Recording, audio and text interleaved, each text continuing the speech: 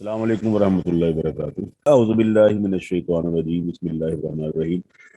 تو آپ نے پچھلے رکوع میں پڑھا ہے کہ اللہ وحدہ لا شریک نے معاد یعنی قیامت، آخرت اور ہمارے حساب کتاب کے حوالے سے پھلوں اور سبزیوں کا ذکر کیا ہے، اور آپ تمام لوگ اس بات سے بخوبی واقف ہیں کہ ایک چھوٹا سا بیج جو ہے وہ تناور درخت بن جاتا ہے، اور کسان کاشتکار اس کا انتظار کرتا ہے اس کے رزلٹ کا کہ وہ کب بنے گا۔ پھر ایک ہی زمین پر مختلف پھل اور سبزیاں مختلف قسم کے ذائقوں کے ساتھ نشو و نما پاتے ہیں۔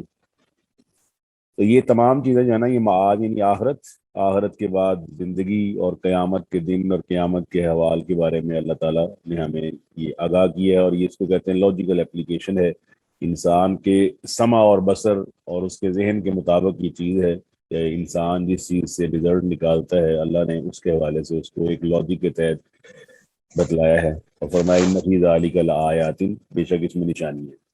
آگے آیت نمبر 101 شروع ہوتی ہے، فرمایا بدیع السماوات والارض۔ بدیع کا لفظ جو ہے یہ قرآن مجید میں یہ اس کا مادہ ہے با، دال اور عین، اور یہ قرآن میں 4 دفعہ استعمال ہوا ہے۔ ایک بار سورہ بقرہ میں استعمال ہوا ہے، وہ اس طرح ہی ہے بدیع السماوات والارض، اور دوسری بار یہ سورہ انعام میں استعمال ہوا ہے، اور تیسری بار یہ سورہ احقاف میں استعمال ہوا ہے قل ما کنت بدعا من الرسل، اور چوتھی بار یہ استعمال ہوا ہے سورہ حدید میں 27ویں پارے میں، جہاں اللہ فرماتا ہے وَرَهْبَانِيَّةً ابْتَدَعُوهَا مَا كَتَبْنَاهَا عَلَيْهِمْ۔ بدیع کا مطلب ہوتا ہے کہ کسی چیز کو بغیر کسی نظیر کے، بغیر کسی مثال کے، پہلے کوئی مثال موجود نہ ہو، کریٹ کرنے والا، پیدا کرنے والا۔ تو بدیع السماوات والارض، وہ آسمانوں اور زمین کو بنانے والا ہے، ایجاد کرنے والا ہے۔ تو اس چھوٹے سے جملے سے رد ہوتا ہے مادہ پرستوں کا، جو سمجھتے ہیں کہ مادے سے چیزیں بنتی ہیں۔ اللہ تعالی ہمارا خالق اور مالک ہے، وہ مادے کا محتاج نہیں ہے، وہ انما امرہ اذا اراد شیئا ان یقول له کن فیکون، وہ کن کہتا ہے تو وہ چیز ہو جاتی ہے۔ آگے فرمایا انا یکون لہ ولد، بھلا اس کی اولاد کیسے ہو سکتی ہے، بھلا اس کی اولاد کیسے ہو سکتی ہے، ولم تکن لہ صاحبہ، جبکہ اس کے تو کوئی بیوی نہیں ہے۔ تو جب اس کی بیوی کوئی نہیں ہے تو وہ کس طرح اس کی اولاد پیدا ہو سکتی ہے؟ تو اس سے یہود و نصارہ اور مشرکین کا رد ہوتا ہے۔ وہ تمام جو لوگ مشرکین ہیں، یا ایسے لوگ جو عزیر کو علیہ السلام اللہ کا بیٹا کہتے ہیں، یا عیسائی جو عیسیٰ علیہ السلام کو اللہ کا بیٹا کہتے ہیں، یا مشرکین عرب جو ہیں جو فرشتوں کو اللہ کی بیٹیاں قرار دیتے ہیں، تو اللہ تعالیٰ نے اس میں نفی کر دی ہے ہر لحاظ سے، ولم تکن لہ صاحبہ۔ آپ کو پتہ ہے ایک اصول اور ایک فرع ہے۔ اصول کہتے ہیں کو یعنی ماں کو، اور فرع کہتے ہیں اولاد کو جو ماں سے جنم لیتی ہے۔ تو جب اصول نہ ہو، اصل موجود نہ ہو، تو فرع ممکن نہیں ہوتی۔ آپ اس کو یوں سمجھ سکتے ہیں کہ اگر آپ نے 4 منزلہ یا 5 منزلہ عمارت کو بنانا ہے تو اس کے لیے بنیاد کا ہونا ضروری ہے۔ بنیاد کے بغیر جو اصل ہے، اس کے بغیر پہلا فلور، دوسرا فلور، تیسرا فلور، جو فرع ہے اس کی، وہ نہیں بنائی جا سکتی۔ فرمایا وہ خالق کل شیء، اور اس نے ہر چیز کو پیدا کیا ہے۔ اور یہ بات سمجھ لینی چاہیے کہ خالق اور مخلوق کا تو آپس میں کوئی مقابلہ اور کوئی موازنہ ہے ہی نہیں، کیونکہ اللہ تعالیٰ خالق ہے اور ہم تمام اس کی مخلوق ہیں۔ فرمایا وہ ہوا بکل شیء علیم، اور وہ ہر چیز سے واقف ہے، ہر چیز سے جانتا ہے، ہر چیز کو سمجھنے والا ہے، ہر چیز کا علم رکھنے والا ہے۔ اور یہ بات ضرور ذہن میں رکھ لیں کہ علیم جو ہے، جب اس کا اللہ تعالیٰ پر اطلاق ہوتا ہے تو اس کا مطلب ہے کہ ہمارے سامنے کوئی آدمی بیٹھا ہوا ہے یا کھڑا ہوا ہے، یا کوئی حقیقت ہمارے سامنے موجود ہے، تو ہم بھی اس کی ایکچوئل ماہیت کا اندازہ نہیں لگا سکتے۔ ہم صرف ظاہری چیزوں کو دیکھ سکتے ہیں، لیکن اس کی باطنی چیزیں، وہ کیا کر کے آیا ہے اور کیا کرے گا، اس طرح کی تمام چیزیں، پھر اس کے جسم میں اس وقت کیا انقلابات رونما ہو رہے ہیں، کیا اس کو ہونے والا ہے، تو یہ تمام چیزیں صرف اللہ جانتا ہے، کوئی اور نہیں جانتا۔ جی واضح ہو گیا جی کلاس؟ جی سر۔ آگے اللہ فرماتا ہے ذالکم اللہ ربکم، یہ ہے اللہ جو تمہارا رب ہے، یہ اللہ ہے جو تمہارا پالنے والا ہے، یہ اللہ ہے جو تمہاری نشو و نما کرنے والا ہے، اور یہ وہ اللہ ہے جس نے تمہیں پیدا کیا۔ وَجَعَلَ لَكُمُ السَّمْعَ وَالْأَبْصَارَ وَالْأَفْئِدَةَ، اور اس نے تمہارے دل بنائے، تمہاری آنکھیں بنائی، تمہارے کان بنائے۔ اور یہ بات ضرور ذہن میں رکھ لیں ساری مخلوق کہ اللہ وحدہ لا شریک نے ہمیں ایسٹس کے ساتھ دنیا میں بھیجا ہے۔ وہ ایسٹس کیا ہیں؟ بیسیکلی ایسٹس آپ سمجھتے ہیں ہوں گے کہ ایسٹس کئی قسم کے ہوتے ہیں، اثاثے کئی قسم کے ہوتے ہیں۔ ایک اثاثے ہیں جو منی کی شکل میں ہے، پیسے کی شکل میں ہے، لیکن ایک اثاثے ہم جس کے بارے میں اکثر بے خبر رہتے ہیں وہ ان نعمتوں کی شکل میں ہے جو اللہ تعالیٰ نے ہم پر تمام کی ہوئی ہے. اس میں کان بھی نعمت ہے، آنکھ بھی نعمت ہے، اور قلب بھی نعمت ہے. تو آپ کو معلوم ہوگا کہ یہ وہ اثاثے ہیں جو اللہ تعالیٰ کے قریب کرنے والے ہیں اور اللہ تعالیٰ کی پہچان کروانے والے ہیں. تو اس لیے اللہ تعالیٰ وحدہ لا شریک نے سب کو ان اثاثوں کے ساتھ، ان 5 سینسز کے ساتھ پیدا کیا اور فرمایا یہ ہے اللہ جو تمہارا رب ہے. تم اپنی آنکھوں تو دیکھتے ہو، ان فی خلق السماوات والارض واختلاف اللیل والنہار لآیات لأولی الالباب. اس طرح اللہ فرماتا فلا ينظرون الى الابل کیف خلقت والى السماء کیف رفعت والى الجبال کیف نصبت والى الارض کیف سطحت. پھر اللہ نے وہ چیز بھی ذکر کی ہے جو ہم اکثر و بیشتر روزانہ دن میں 3 یا 4 بار جس کے پاس سے گزرتے ہیں ہماری نگاہوں کے سامنے، وہ ہوتی ہے. اور فرمایا فَلْيَنظُرِ الْإِنسَانُ إِلَىٰ طَعَامِهِ، چاہیے کہ انسان دیکھے اپنے کھانے کی طرف. تو فرمایا اس میں میری نشانیاں، یہ ہے اللہ، یہ وہ اللہ ہے جس نے تمہیں پیدا کیا ہے، جس کا نہ کوئی اولاد ہے، نہ اس کی کوئی بیوی ہے، نہ اس کی کوئی صاحبہ ہے. فرمایا لا الہ الا ہو، اس کے علاوہ کوئی معبود نہیں، کوئی عبادت کے لائق نہیں. اور قرآن مجید اگر آپ سورہ جو 20ویں پارے کو آغاز پڑھتے ہیں نا، 20ویں پارے کا سورہ نمل، سورہ نمل 19ویں پارے میں شروع ہوتی ہے اور 20ویں میں ختم ہوتی ہے. تو 20ویں پارے کا پہلا رکوع ضرور اس کو نظر میں رکھیں، جہاں اللہ تعالیٰ نے کئی چیزوں کا ذکر کر کے یہ الفاظ ارشاد فرمائے ہیں. الہ مع اللہ، الہ کا مطلب خالی معبود نہیں ہے، بلکہ الہ کا مطلب یہ ہوتا ہے کہ وہ جو رات کو دن بنانے والا ہے، وہ جو دن کو رات بنانے والا ہے. امن یجیب المضطر اذا دعاہ ویکشف السوء ویجعلکم خلفاء الارض الہ مع اللہ. فرمایا وہ اللہ ہے جو اضطرار والے کو، پریشان حال کو، پریشانی میں آنے والے کو، ہے کوئی اور شخص اضطرار والے کی دعا کو اللہ کے علاوہ کوئی سننے والا نہیں ہے. فرمایا الہ مع اللہ، کہ اللہ کے علاوہ بھی کوئی الہ ہے. یعنی مطلب یہ ہے الہ کے خانے میں کوئی دوسرا آ ہی نہیں سکتا. تو لہذا خالق کل شیء، اور اس نے ہر چیز کو پیدا کیا ہے. وہو علی کل شیء وکیل، اور وہ ہر چیز پر نگران ہے، ہر چیز اسی کے سپرد ہونے والی ہے. وہ ہر چیز کو دیکھنے والا ہے اور وہ ہر چیز پر نگران ہے، ہر چیز پر رقیب ہے. ان اللہ کان علی کل شیء رقیبا. اور فرمایا لا تدرکہ الابصار، ادرکا یدرکو، یہ فعل مضارع یہاں پر استعمال ہوا باب افعال سے. اور باب افعال آپ میں جو گرامر جانتے اس کو پتہ ہے، باب افعال ہوتا ہے متعدی، اس میں تعدیہ پایا جاتا ہے. ادرکا یدرکو، فرمایا نگاہیں اس کو نہیں پا سکتی. وہ لطیف ہے، وہ کس طرح کا ہے، اس کی کوئی مثال نہیں ہے. لیس کمثلہ شیء، فرمایا نگاہیں اس کو نہیں پا سکتی. وہ ہوا یدرک الابصار، اور وہ نگاہوں کو پا لیتا ہے، وہ تمام نگاہوں کو ادراک کرنے والا ہے. تو نیچے آپ دیکھ سکتے ہیں کہ یہاں پر مشہور حدیث ہے ہماری اماں عائشہ رضی اللہ تعالی عنہا طاہرہ مطہرہ کی. تو ان کے پاس مسروق بیٹھے تھے رحمۃ اللہ علیہ. وہ کہتے ہیں کہ میں جب ان سے پوچھا 3 باتوں کے بارے میں، انہوں نے فرمایا کہ جس نے یہ 3 باتیں کہیں اس نے اللہ سبحانہ و تعالیٰ پر جھوٹ باندھا ہے. ایک بات اس میں یہی تھی کہ جس نے شب معراج میں محمد صلی اللہ علیہ وسلم نے اگر اپنے رب کو دیکھا تو اس نے اللہ پر جھوٹ باندھا. اور پھر انہوں نے یہی آیت تلاوت کی تھی کہ لا تدرکہ الابصار وہو یدرک الابصار. دوسرا اس نے جب پوچھا تو دوسرے سوال کا اما عائشہ رضی اللہ تعالیٰ نے یہ جواب دیا کہ جو شخص یہ کہتا ہے کہ آپ علیہ الصلوۃ والسلام کل کی بات جانتے تھے تو اس نے بھی اللہ پر جھوٹ باندھا، کیونکہ اللہ فرماتا ہے قل لا یعلم من فی السماوات والارض الغیب الا اللہ وما یشعرون ایان یبعثون. پھر تیسرا جھوٹ یہ ہے کہ اگر کوئی آدمی یہ سمجھتا ہے کہ اللہ کے نبی علیہ الصلوۃ والسلام نے کوئی وحی میں سے چیز چھپائی ہے تو وہ بھی بہت بڑا اس نے جھوٹ باندھا ہے، کیونکہ اللہ تعالیٰ فرماتا ہے اسی سورہ مائدہ میں یا ایھا الرسول بلغ ما انزل الیک من ربک فإن لم تفعل فما بلغت رسالتہ واللہ یعصمک من الناس. اس کا مطلب یہ ہے کہ اللہ تعالیٰ کے دیدار کو دنیا میں کرنا ممکن نہیں ہے. آپ یہ جان سکتے ہیں موسیٰ علیہ الصلوۃ والسلام، ان کو بھی اللہ تعالیٰ نے فرمایا لن ترانی، ہرگز تو مجھے نہیں دیکھ سکتا. ہاں یہ بات ضرور ہے کہ قیامت والے دن اللہ انسان کو ایسی طاقت عطا فرمائے گا، اس کو ایسی شکل عطا کرے گا، اس کو ایسی آنکھیں عطا کر دے گا، ایسی بینائی عطا کرے گا کہ بے شمار آیات اور حدیث سے یہ بات ثابت ہے کہ اللہ تعالیٰ کا دیدار ممکن ہوگا. اللہ تعالیٰ فرماتا ہے سورہ قیامہ میں وجوہ یومئذ ناظرہ الی ربہا ناظرہ، کہ قیامت کے دن چہرے انتہائی تر و تازہ ہوں گے کیونکہ وہ اپنے رب کو دیکھ رہے ہوں گے. تو یہ بات قرآن و سنت سے ثابت ہے. واضح ہو گیا جی؟ جی سر. اور فرمایا وہ هو اللطیف الخبیر، اور وہ باریک بین ہے اور خبر رکھنے والا ہے، ہر چیز کی خبر رکھنے والا ہے اللہ وحدہ لا شریک، ہر چیز کو جاننے والا ہے۔ اور آگے فرمایا قد جاءکم، یقیناً آ گئی تمہارے پاس، بصائر، بصیرہ کی جمع ہے، یعنی کہ تمہارے پاس دلائل آ گئے، تمہارے پاس روشنی آ گئی، تمہارے پاس آیات آ گئی، تمہارے پاس نشانیاں آ گئیں، من ربکم، تمہارے رب کی طرف سے۔ اور آپ کو معلوم ہوگا یہ نشانیاں جو ہیں، ان نشانیوں میں تمام نشانیاں شامل ہیں جو ظاہری بھی ہیں اور جو حسی بھی ہیں۔ آپ کو معلوم ہے کہ ظاہری نشانیاں بھی آپ دیکھتے ہیں، اللہ تعالیٰ نے آسمان بنایا، اللہ نے زمین بنائی، اللہ وحدہ لا شریک نے یہ تمام نشانیاں پیدا کی۔ آگے فرمایا فمن اب سوارا، تو جو آدمی، جو شخص بصارت سے کام لے گا۔ اب یہ بصارت کون سی ہے؟ جو اصل میں بصیرت ہے۔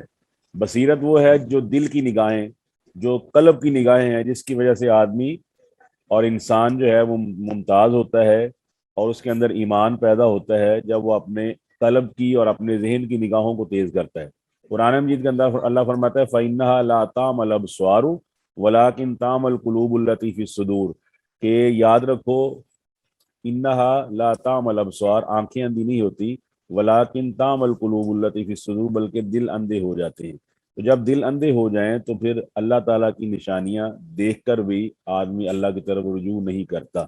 اس لیے فرمایا فمن ابصر، جو یہ نشانیاں دیکھ کر جو بصیرت اور بصارت سے کام لے گا، بصارت محدود ہے، اس کے بعد وہ بصیرت سے کام لے گا جو اس کو اللہ کی طرف لے کر جائے گی، تو فالی نفسی، تو یہ اس کے اپنے لیے ہے، اس کے اپنے نفس کے لیے، اس کے اپنی جان کے لیے۔ قیامت کے دن وہ اللہ تعالیٰ کے فضل و کرم کا مستحق بن جائے گا۔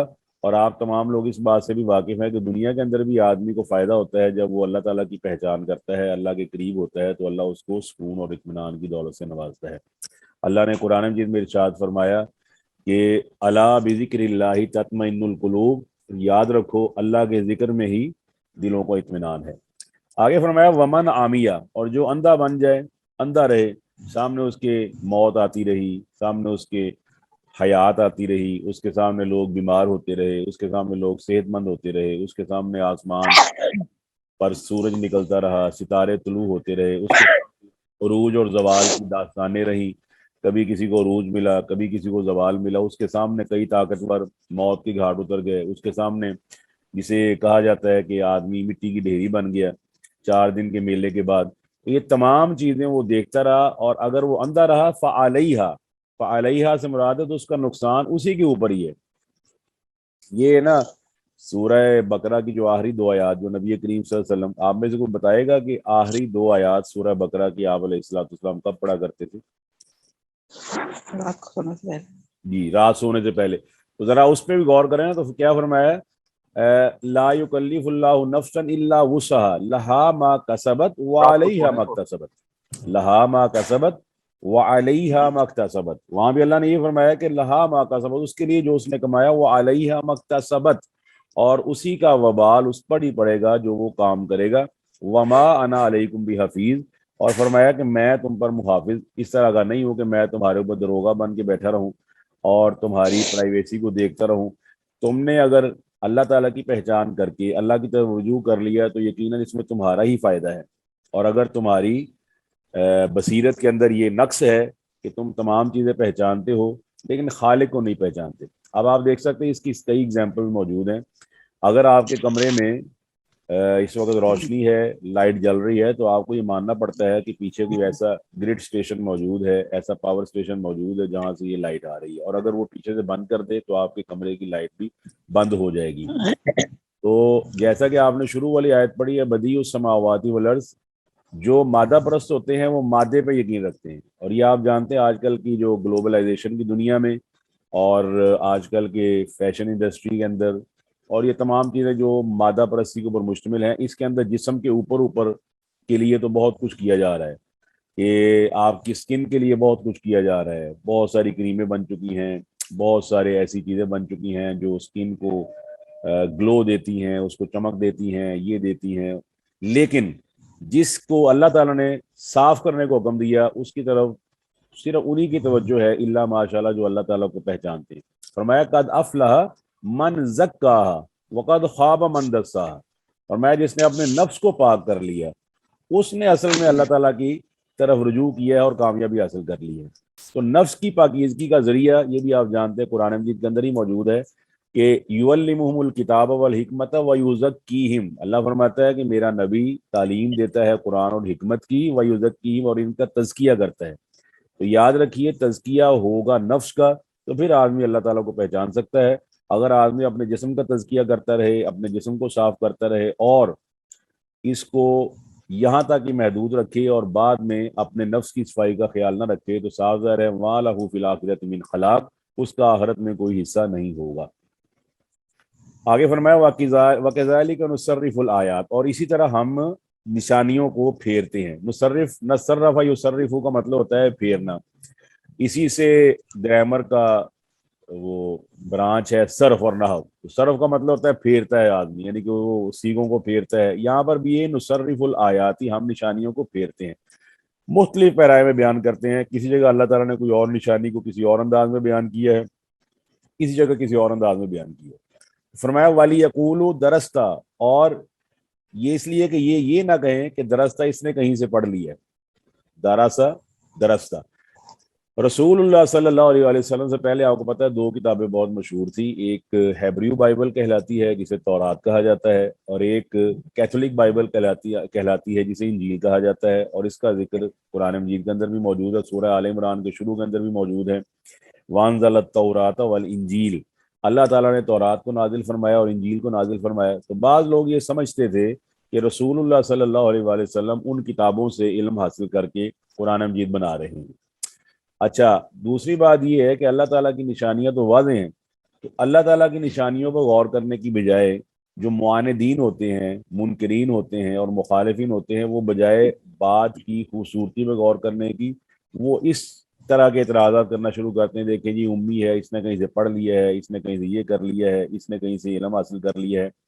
تو اللہ تعالیٰ فرماتا ہے کہ یہ وہ نشانیاں ہیں جو ہم نے پھیر پھیر کر بیان کی ہیں، وَلِنُبَيِّنَهُ، اور اس لیے بیان کی ہیں کہ ہم واضح کر دیں ان نشانیوں کو، لِقَوْمٍ يَعْلَمُونَ، اس قوم کے لیے جو علم رکھتی ہے، اس قوم کے لیے جو علم حاصل کرنا چاہتی ہے۔ اور یہاں پر یہ وضاحت ہے، آپ دیکھ سکتے ہیں قرآن مجید کے اندر اللہ تعالیٰ نے تدبر کا ذکر کیا تو ساتھ قرآن کا ذکر کیا ہے، افلا یتدبرون القرآن ام علی قلوب اقفالها۔ اس طرح فرمایا افلا یتدبرون القرآن ولو کان من عند غیر اللہ لوجدوا فی اختلافا کثیرا۔ تو آپ کو معلوم ہے، یہ درسوں میں مثال دی جاتی ہے کہ اگر آپ اپنی ٹیپ جہاں سے پانی آ رہا ہے اس کے نیچے ایک بوتل رکھتے ہیں، بوتل رکھنے کے بعد آپ اس کے ڈھکن کو نہیں کھولتے بلکہ ڈھکن کو بند رکھتے ہیں اور اوپر سے آپ ٹیپ یعنی کہ ٹوٹی کو آن کر دیتے ہیں، تو بتائیے کیا رزلٹ نکلے گا؟ جی خالی رہے گا، نہیں، پانی کا کیا ہوگا؟ نیچے گر جائے گا، جی بالکل نیچے گر جائے۔ آپ دیکھ سکتے ہیں کہ پانی جاری ہے، ایک آدمی نے بوتل کا ڈھکن کھولا، بوتل کو ٹوٹی کے نیچے ٹیپ کے نیچے لگایا، بھر کے چلا گیا، وہ 2 منٹ لگتے ہیں، 1 منٹ لگتا ہے، وہ بھر کے چلا جاتا ہے۔ لیکن یہاں پر کیا ہے کہ دوسرے آدمی نے اپنے ڈھکن کو نہیں کھولا اور وہ اس کے نیچے اس نے ویسی بوتل رکھ دی، اور جب بوتل رکھ دی آدھا گھنٹہ لگا رہا، گھنٹہ لگا رہا، کچھ بات نہیں بنی۔ بالکل ایسے ہی ہے کہ اللہ تعالیٰ نے جو قرآن جو سورہ کاف کے اندر فرمایا نا، ان فی ذالک لذکر لمن کان لہ قلب او القى السمع وهو شہید، کہ دل اور اپنے آنکھ اور اپنے کان یعنی کہ جتنے بھی اللہ نے حواس خمسہ دیے، فرمایا ان کے ڈھکن اتار کر، ان کے ڈاٹ اتار کر ایک بار قرآن مجید کو سمجھو، تو جب سمجھو گے تو پھر تم قوم یعلمون بنو گے۔ ورنہ آپ کو پتہ ہے کہ ہمارے ہاں جاہلیت کا دور دورہ ہے الا ماشاء اللہ، اور اللہ تعالیٰ کی قسم ہے ہر وہ علم، ہر وہ تعلیم جو ہمیں اللہ تعالیٰ سے دور کر دے، چاہے جتنے مرضی پیسے لے کر آتی ہو، اس کی جاہلیت ہونے میں کوئی شبہ نہیں۔ علم صرف وہ ہے جو ہمیں اپنے خالق کے قریب کرتا ہے، ہمیں اپنے قادر کے قریب کرتا ہے، اور ہمیں اپنے کریٹر کے قریب کرتا ہے، اور ہمیں اس حد بندی کو ماننے پر مجبور کرتا ہے جو حد بندی انسانوں نے نہیں بلکہ اللہ وحدہ لا شریک نے ہمارے لیے بنائی ہے۔ یہ بات میں اس لیے کہہ رہا ہوں کہ آج کل یہ فتنوں کا دور ہے، اور لوگوں کی حد بندیاں، لوگوں کے بنائے ہوئے اصول، لوگوں کے بنائے حدود و قیود، وہ نہ صرف گیموں کے اندر بھی اپلائی ہوتے ہیں بلکہ آپ نے دیکھا مادی دنیا میں ہر جگہ اپلائی ہو رہا ہے۔ آپ کو ماسک دیا گیا، آپ کو پہنایا گیا، آپ کو پولیو کے قطرے دیے گئے، وہ آپ کو پلوائے گئے۔ اس طرح آپ نے کرکٹ کے اندر دیکھا، آپ نے مجبور کیا ایک کھلاڑی جو ہے وہ 4 اوور سے زیادہ نہیں کر سکتا یا 10 سے زیادہ نہیں کر سکتا، یہ تمام چیزیں، پھر 50 اوور سے زیادہ میچ نہیں ہوگا، 20 سے زیادہ میچ نہیں ہوگا، یہ انسان حد بندی کرے اس کی بات تسلیم کی جائے گی۔ تو آپ خود سکور کریں کہ جب خالق حد بندی کرے تو کیا اس کی بات تسلیم نہیں کی جائے گی؟ جی کلاس بتائیں، اللہ تعالیٰ کی بات بھی تسلیم کی جائے گی کہ نہیں کی جائے گی؟ کی جائے گی، اور بالکل کی جائے گی۔ بالکل کی جائے گی، اور ہم ببانگ دہل کہیں گے کہ ہم نے اگر تسلیم کیا، اگر میرا لباس کی کوئی حد بندی ہے، میرے حجاب کی کوئی حد بندی ہے، اور میری حیا کی کوئی حد بندی اللہ نے مقرر کی ہے، اور میرے لیے اللہ تعالیٰ، تو مجھے تو خوش ہونا چاہیے کہ میری حد بندی اس نے کی ہے کہ جس کی ذات میں کوئی نقص نہیں۔ اور آپ تمام جانتے ہیں کہ دنیا کے جتنے کانسٹیٹیوشنز ہیں، جتنے بھی قوانین ہیں، وہ ترمیم کے محتاج ہیں۔ تمہیں ترمیم ہوتی ہے اپنی مرضی سے، جب چاہے ترمیم کر لی۔ اس لیے اللہ فرماتا ہے اگلی آیت میں اس کے ساتھ ملاتے ہوئے فرمایا اتبع، اللہ نے اپنے نبی کو حکم دیا علیہ الصلوۃ والسلام کو کہ اتبع، آپ اتباع کیجئے، پیروی کیجئے، ما، جو کچھ بھی، اب یہاں جو کچھ میں سارا کچھ آ گیا، ما انزل، جو کچھ بھی نازل کیا گیا ہے، یہاں پر فرمایا اوحیا، جو وحی کیا گیا ہے، الیک، آپ کی طرف، من ربی کا، آپ کی طرف سے۔ یہ آیت کا ٹکڑا وضاحت کرتا ہے کہ نبی کریم صلی اللہ علیہ وسلم اپنی تمام تر عظمت کے باوجود، اور آپ کی عظمت قرآن مجید سے واضح ہے، احادیث سے واضح ہے، آپ علیہ الصلوۃ والسلام کو اللہ فرماتا ہے سبحان الذی اسری بعبدہ لیلا من المسجد الحرام الی المسجد الاقصی الذی بارکنا حولہ۔ اللہ وحدہ لا شریک فرماتا ہے انا فتحنا لک فتحا مبینا لیغفر لک اللہ ما تقدم من ذنبک وما تأخر۔ اس طرح اللہ فرماتا ہے الم نشرح لک صدرک۔ اس طرح اللہ فرماتا ہے والنجم اذا ہوا ما ضل صاحبکم وما غوا وما ينطق عن الهوى ان هو الا وحی یوحی۔ اس طرح اللہ فرماتا ہے لعمرک انہم لفی سکرتہم یعمہون۔ آپ کی عمر کی قسم ہے کہ قوم لوط کی قوم جو ہے وہ اپنی سکرت میں، اپنی بے ہوشی میں اندھے ہوئے تھے۔ ان تمام عظمتوں کے باوجود، خاتم النبیین ہونے کے باوجود، اسوۃ حسنۃ ہونے کے باوجود، آپ بھی وحی کے پابند ہیں، کیونکہ اللہ فرماتا ہے کہ آپ بھی پیروی کیجیے اس کی جو وحی کی گئی آپ کی طرف، آپ کے رب کی طرف سے، آپ کی طرف۔ تو اللہ تعالیٰ کے نبی علیہ الصلوۃ والسلام کو اللہ نے پھر کلمہ حصر اور قصر، آپ میں سے گرامر والے جو اس کو جانتے ہیں ان کو پتہ ہے حصر اور قصر کا مطلب یہ ہوتا ہے کسی چیز کو بند کر کے وضاحت کر دینا، یعنی کہ صرف اور صرف، یعنی کہ آپ نے کہا کہ میں یہ چیز اس کو دوں گا، اور یہ کہے کہ میں صرف اور صرف اس کو دوں گا، ان دونوں جملوں میں فرق ہے۔ تو اللہ فرماتا ہے کہ آپ کہیں ان اتبع الا ما یوحی الی، کہ میں صرف اور صرف، فقط، اونلی، صرف اور صرف میں اتباع کرتا ہوں اس کی جو میری طرف وحی کی گئی ہے۔ تو آپ جانتے ہیں رسول اللہ صلی اللہ علیہ وسلم کے ساتھ ایک معاملہ پیش آیا تھا، آپ نے اپنے اوپر ایک چیز کو حرام کر لیا تھا کھانے والی، کون سی چیز تھی جی؟ وہ شہد۔ شہد۔ تو کس صورت میں اس کا ذکر ہے؟ سورہ تحریم میں۔ یہ سورہ تحریم 28ویں پارے میں ہے، 28ویں پارے کی آخری سورہ ہے۔ تو اللہ تعالیٰ فرماتا ہے یا ایھا النبی لما تحرم ما احل اللہ لک تبتغی مرضات ازواجک۔ تو یہ آیت وضاحت کرتی ہے کہ شہد کو اللہ تعالیٰ کے نبی علیہ الصلوۃ والسلام نے کسی وجہ سے بشری تقاضے کے تحت اپنے اوپر جب حرام کیا اپنی بیویوں کی مرضی کی وجہ سے، تو اللہ نے فرمایا یہ حق تو آپ کو بھی حاصل نہیں ہے۔ تو یہاں پر آپ دیکھ سکتے ہیں ہماری مقننہ، ہماری لیجسلیچر، ہماری جتنی بھی اسمبلیز ہیں، ہمارے جتنے بھی قانون ساز ادارے ہیں، وہ صاف ظاہر ہے کہ وہ جس طرح آج کل قوانین کی پاسداری کرتے ہیں اور اللہ تعالیٰ کی نعوذ باللہ وحی کو پیش کیا جاتا ہے ایسے لوگوں پر جو خود سراپا شرم ہے ہمارے لیے، ان کے سامنے وحی پیش ہوتی ہے، پھر وہ وحی کو چیک کرتے ہیں کہ کیا یہ اپلائی ہونے کے قابل ہے یا نہیں قابل۔ تو یہاں پر اللہ کے نبی علیہ الصلوۃ والسلام کو اللہ حکم دے رہا ہے کہ آپ نے اس کی پیروی کرنی ہے۔ اس کا مطلب یہ ہے کہ شریعت اس چیز کا نام نہیں ہے کہ آپ شریعت کو اپنے سامنے یا اپنی کسی پارلیمنٹ کے سامنے پیش کریں اور پارلیمنٹ فیصلہ کرے کہ اس کو نافذ کرنا ہے کہ نہیں کرنا، بلکہ شریعت اس چیز کا نام ہے کہ سمعنا و اطعنا، ہم نے سن لیا اور ہم نے اس کو مان لیا۔ قرآن مجید بذات خود آئین ہے، بذات خود قانون ہے، اور یہ قانون کس کا بنایا ہوا ہے؟ یہ اللہ وحدہ لا شریک کا بنایا ہوا قانون ہے، اور ہم تمام اس چیز کے پابند ہیں کہ ہم اس کی پیروی کریں۔ اور یہ پیروی کیوں کی جائے گی؟ کیونکہ نبی کریم صلی اللہ علیہ وسلم بھی اس کی پیروی کے پابند ہیں۔ کوئی قانون، کوئی ایسی چیز نہیں بنائی جا سکتی جو قرآن کے خلاف ہو اور محمد الرسول اللہ صلی اللہ علیہ وسلم کے فرمان عالیہ کے خلاف ہو۔ فرمایا لا الہ الا ہو، اس کے علاوہ کوئی مشکل کشا، کوئی حاجت روا، کوئی بگڑی بنانے والا نہیں ہے۔ اچھا یہاں ایک جملہ میں آپ کو بتا دوں، بعض لوگ کہتے ہیں جی الہ کا ترجمہ یہ کہاں سے آیا کہ مشکل کشا، حاجت روا؟ تو آپ جانتے ہیں ایک دلیل قرآن مجید سے جو ملتی ہے، آپ کو معلوم ہے وہ کون سے نبی تھے جو مچھلی کے پیٹ میں قید ہوئے؟ حضرت یونس علیہ السلام، یونس علیہ السلام، یونس علیہ السلام کا دوسرا نام کوئی بتائے گا جو ان کا نام قرآن میں ذکر ہوا ہے؟ جی صاحب جی ذنون، ذنون، ہم ذنون کہتے ہیں بڑی مچھلی کو، جسے آپ آج کل کہہ سکتے ہیں شارک مچھلی کی سٹائل کی ہوتی ہے، بڑی جو مچھلی ہوتی ہے ہیوج. تو اللہ تعالیٰ فرماتا ہے وَالذَّنُّونِ ذَهَبَ مُغَاضِبًا فَظَنَّ أَن لَّن نَّقْدِرَ عَلَيْهِ فَنَادَىٰ فِي الظُّلُمَاتِ. کہتے ہیں کہ جب وہ نادا، انہوں نے آواز دی، فی الظلمات، اندھیروں میں. تو آواز کیا دی؟ اللہ الہ. اب دیکھ سکتے ہیں کیا یونس علیہ السلام پریشانی میں ہیں یا نہیں ہیں؟ بالکل ہیں، بالکل ہیں. تو ساتھ وہ اب کیا کہہ رہے ہیں؟ لا الہ الا انت، یا اللہ اس مشکل سے نکالنے والا الہ کوئی اور ہے ہی نہیں، سبحانہ کا تو پاک ہے. یعنی کہ یہاں پر ایسا نہیں ہے کہ وی نیڈ میڈیم، ہمیں یو فون کے یا جیز کے یا وارد کے ضرورت ہے، سگنلز کی. اللہ سگنل کا محتاج نہیں ہے، وہ سبحانہ کا انی کنت من الظالمین. ساتھ اپنی عاجزی کا بھی اعتراف کر لیا، شکستگی کا اعتراف کر لیا، درماندگی کا اعتراف کر لیا کہ میں ہی ظالم ہوں، آپ کو ہر چیز سے پاک ہے، تو لہٰذا آپ میری یہاں بھی فریاد سن سکتے ہیں. پھر سورہ قصص کے اندر بڑی عجیب آیت اللہ نے ارشاد فرمائی ہے.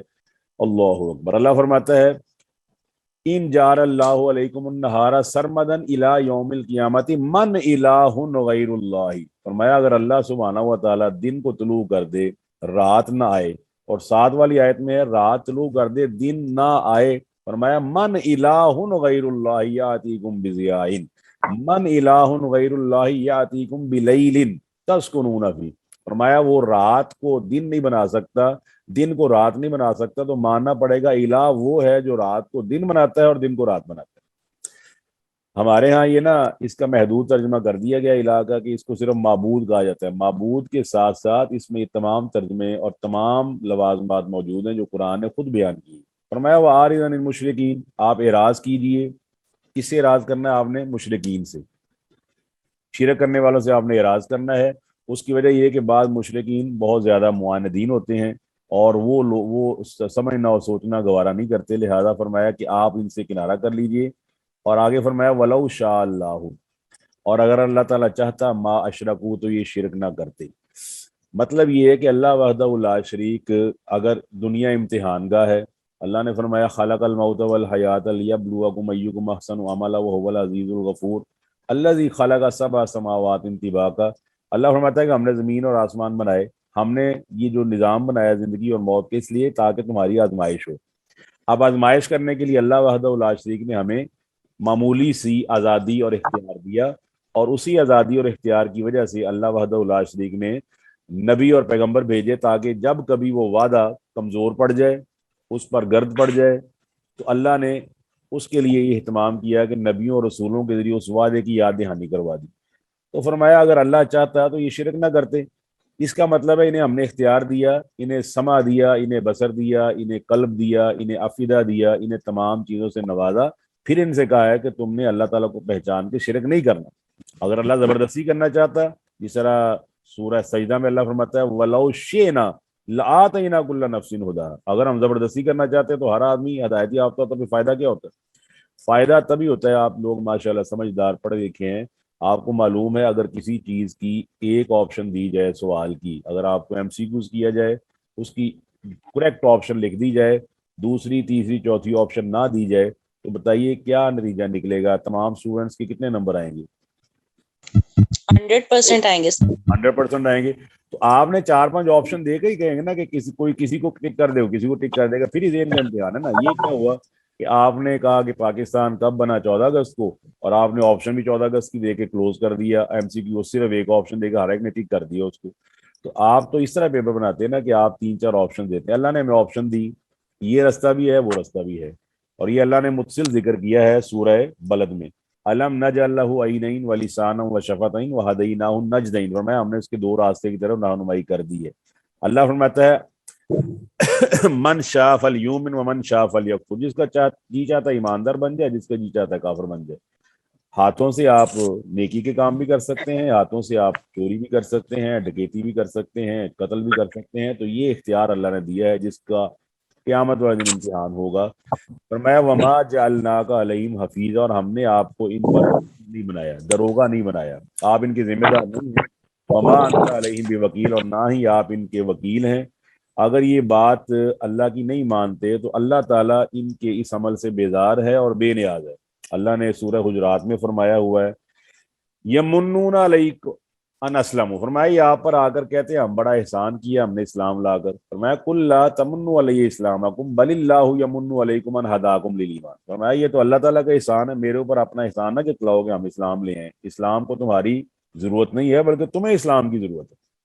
اسلام تمہارا محتاج نہیں ہے بلکہ تم اسلام کے محتاج ہو. اللہ وحدہ لا شریک کو کسی کی عبادت کی ضرورت نہیں ہے، کسی کی ریاضت کی ضرورت نہیں ہے.